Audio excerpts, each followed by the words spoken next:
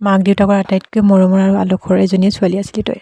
ইমান সোনকালে যে তই ডাঙৰ হৈ গ'লি, আজি এখন ঘৰৰ বোৱাৰী। ভালকৈ থাকিবি আকৌ দেই, হাই কাজিয়া নকৰিবি। ঘৰত যে কিমান লাগো চাচোন, হ'লেও ইজনী সিজনী কেতিয়াও এৰিবই নোৱাৰোঁ। তয়ো কমখন কামোৰ দিয়নে? ক'ৰবাৰ পৰা যদি ৰাতি আহোঁ, যিমান ৰাতি হ'লেও মানে কাজিয়া কৰি কৰি দুয়োজনী একেখন বিচনাতে কাজিয়া কৰি কৰিয়ে টোপনি যাওঁ। আজি যিমান নাহোঁ বুলি কোৱা জেগা এটালৈ লৈ আহ তই মোক, টানি আজৰি হ'লেও।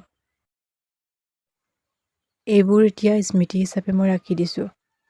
পাৰিলে ভিডিঅ'টো এবাৰ চাবি। বিয়া বিহু বুলি ক'বলৈ নাই, যলৈকে হ'লেও মাতি মাতি হ'লেও তই মোক লৈ গৈছিলি। আজি কোনে মোক লৈ মাতিব আৰু বিহুলৈ যাওঁ আৰু বিয়ালৈ যাওঁ বুলি? ঐ তই যে কৈছিলি আগতে, এই যে কওঁ নহয় মই শাহুৱেৰক খুব ধুনীয়াকৈ থ'ম, একদম হাই কাজিয়া একেবাৰে নকৰোঁ, বেলেগৰ নিচিনা মই নহওঁ, এইবোৰ যে কৈছিলি, তই মনত ৰাখিবি দেই কথাটো। আকৌ কাজিয়া নকৰিবি আকৌ। আৰু তোৰ হাজবেণ্ডৰ লগতো বেছি কাজিয়া কৰি নাথাকিবি।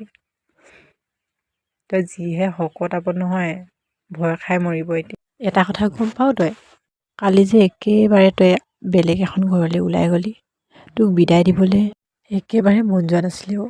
আমাক যে তই সকলোকে কন্দুৱাই গুচি গ'লি, আনক হহুৱাই থকা ছোৱালীজনী নিজে কান্দি কান্দি ওলাই যাব লগা হৈছে। নিজৰ মাক দেউতাকৰ ঘৰখন একেবাৰে এৰি এখন নতুন ঘৰ এডজাষ্ট কৰিব লাগিব, আঁকোৱালি ল'ব লাগিব।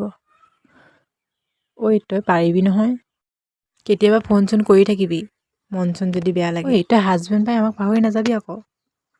আগৰ এইবিলাক মনত ৰাখিবি। ভিডিঅ'টো এবাৰ চাবিচোন, ভাল লাগিব তোৰ। আৰু তই সদায় এনেকৈ হাঁহি থাকিবি।